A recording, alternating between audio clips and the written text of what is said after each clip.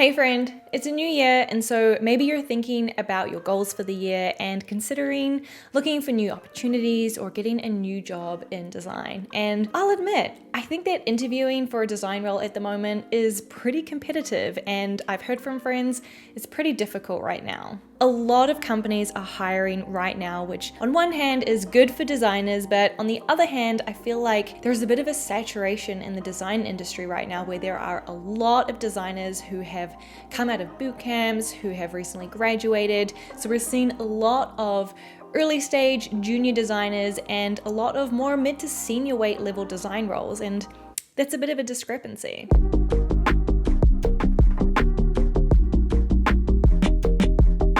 While online learning, courses and boot camps are making it easier than ever to become a designer today and are a great way to sort of get started, kickstarting your design career, they don't necessarily teach you everything you need to know about being a designer, and they especially don't always teach you how to apply for a role, how to set yourself up for success, and how to best sort of structure and present your work in your portfolio. Now, we know that having a portfolio is a requirement when applying for jobs.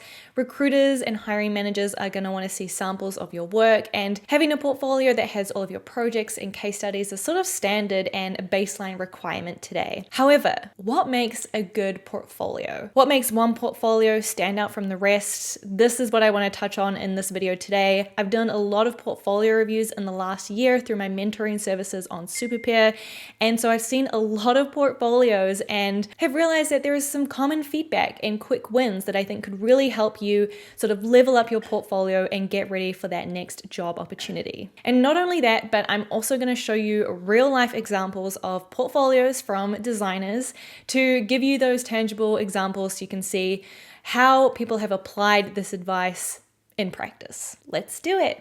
Now, this may seem obvious, but should not be overlooked. You should have a well-designed portfolio. Not only does this mean having sort of a good visual design and aesthetic of your website, but it also includes those sort of basic graphic design principles too that I'm sure you've all taken at least some course on it when studying and learning design. So things like typography, hierarchy, making sure you've got, good grids and guides set up on your portfolio. Consider also the interaction of your website. How are people interacting with it? Are you considering things like hover states, navigation? Just these kind of basic sort of design 101s are quick wins, but really important and can make your portfolio stand out very quickly by just sort of implementing a few of these considerations. Now, if you haven't built your portfolio yet and you're looking for a platform to get started on with building it, I highly recommend Webflow. It is a platform that I use to host all of my websites, and I've been using it for probably more than 5 years at this point. And while it can take a little bit of a learning curve to sort of get started and get up to speed, once you're there, it gives you amazing customization capabilities. You can really design and build directly in Webflow all on your own customized website to your own design, which is awesome. I wanted to share Abigail's portfolio, which I think is a really good example of a website that, is nicely designed. It's got like good basic sort of design 101 principles being applied here. Like that typography is really nice and easy to read, the contrast of the colors.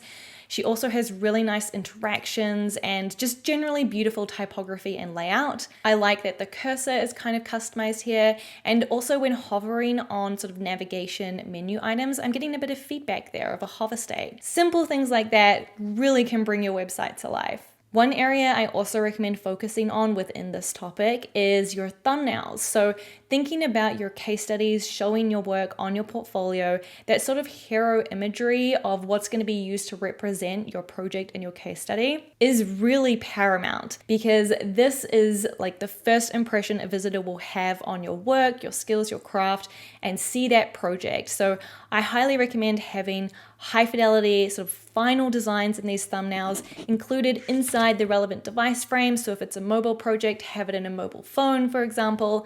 And if you want to take it even further, you could even put in like a GIF or, have the mobile devices kind of slanted. There's a lot of creative things you can do here. Let me show you a couple of examples. Okay, so iBootcamp has what I think are really awesome case study thumbnails. She's actually integrated like the work and sort of the description and title of the project, which I think is really cool. You can see here super high fidelity designs within the device frames. I immediately know that these two projects are mobile projects. This one looks like a mobile and web project, and this one looks like a web project. So really, really high fidelity work here. Immediately I get a sense of her craft and her visual design skills, and it's just really nicely packaged and presented. Another example I want to share is Justin's portfolio, and he's actually using interactive GIFs as his case study thumbnails, which I think is really, really engaging and a great way to show more of the design because it can animate, so you can show like scrolling pages. And I also really like that when you hover over a case study, it kind of enlarges, the elements move a little bit. It's a really, really nice kind of interactive touch. Again, he's showing the work in the device frame, so I immediately know that this is like a mobile app experience. I think the GIFs just really bring the work to life, so I really like this one. Okay, so we've talked about the importance of having a well-designed portfolio. Next, let's talk a little bit about how to position yourself on your portfolio. I always recommend that you talk about yourself and position yourself on your portfolio for the job that you want. So think ahead, what is the role that you're looking for? What is the kind of designer that you want to be? And how can you talk about and present yourself in that way? Look, the reality is that recruiters and hiring managers are busy. They're looking at a lot of portfolios. So how can you make it as easy for them as possible to get to know you in a couple of quick sentences and also get to know what you're looking for, what you can bring to the team, what your skill set is, and how you can provide value to their company. If you're unsure what to put here, then I encourage you to think about what is it that you're really good at. This could be a particular skill like visual design, prototyping, or instead you could think about what is it that you're looking for? Like, are you looking for a role that will allow you to get deeper into data and working with like complex data structures and models? I don't know. Think about what it is that either you're really good at or you're looking for, or the best combo would be put those things together. And you can have this as like a byline sort of hero on your website, or you could deep dive into it in your about section.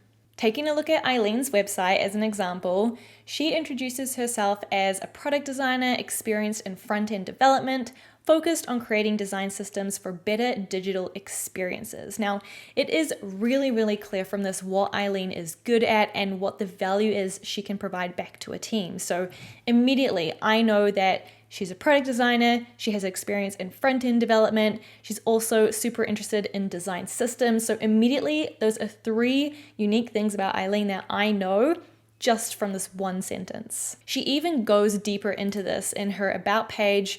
She talks more about, now she's saying an agile practitioner, a problem solver, visual communicator. So she's really hitting on the skills that she has and the value that she can provide back to a team. Next, in addition to your design projects, is there anything else about yourself or that you've achieved or accomplished in your design career that you could highlight on your portfolio? Maybe you're a member of a design community, or you've done some guest blogging on a website, or talked on a podcast, or contributed to a nonprofit, or volunteered somewhere at a conference. Anything you can add that is relevant but also helps personalize you a little bit online is great to see. By just sort of having your work and like a little bit about where you live is not that interesting. So what is there, if anything, additional that you could add to sort of personify yourself a little bit more and add some more personality and zing to your portfolio? All right, I've got a few examples of this that I want to share with you. And the first is from Justin. And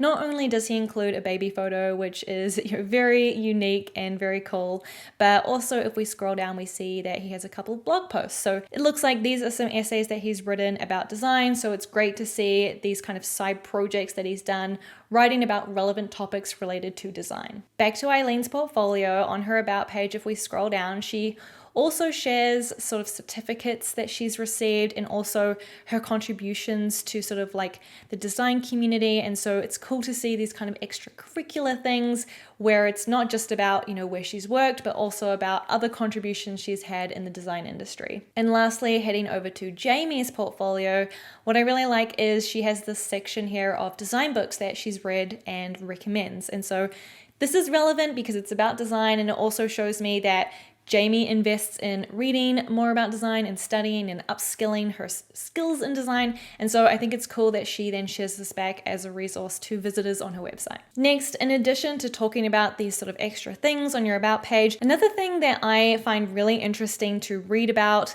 is what your design values are, or what are any design principles you have as a designer, if any. So here you could maybe talk a little bit about what sort of motivated you to become a designer in the first place, like what is your journey into design, what's your story, but you could also highlight things that are really important to you, those particular design values or principles.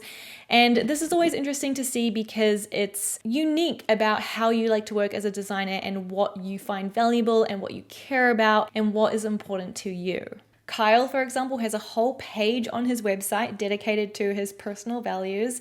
And I love this. This is like short, sweet, to the point. It's nice to see like the value in bold and then sort of like a little bit of a supporting description. Priyank also has a list of values and things that are important to him as well, listed more sort of as a list. So either of these kind of work. I've also seen folks sort of dive more into sharing their story and journey into design, as I mentioned. So a little bit of that extra kind of like why design matters to you and what it means to you is great to see. Lastly, if you have any pieces of feedback that you've gotten from colleagues, maybe during formal review cycles, or testimonials from people you've worked with. This could be your peers, this could be clients, this could be schoolmates or like a school teacher even. Those are really great to include on your portfolio as well as kind of like little testimonials, recommendations, kind of like those LinkedIn endorsements. Including these is almost like having some social proof on your website. It shows recruiters and hiring managers what others' experience has been working with you and what they have to say about you as your character, your skill set, and as a designer. Priyank actually does this really well. If we go back to his website, he says at the end, don't just take my word for it. Here are some like testimonials from people he's worked with about what they have to say about working with Priyank. And some of these are kind of impressive. Like this one is from a CEO. So I think adding the context of who the testimonial is from and what their role is, maybe like the capacity in which you worked together could also be helpful context, is really impressive and good to see, because now I have that proof of like, okay, this is what people have said about working with Priyank, and that instills a little bit more confidence. Okay, friend, and those are my sort of high-level tips on how to get your portfolio to the next level. If you are looking for a new role in design, I have a job board where every Friday I post new jobs that are available for product designers, and these are jobs all over the world, ranging from Europe, Asia, Americas. So go and check that out if you're looking for your next opportunity. Have a wonderful day, and I will see you next time. Bye-bye.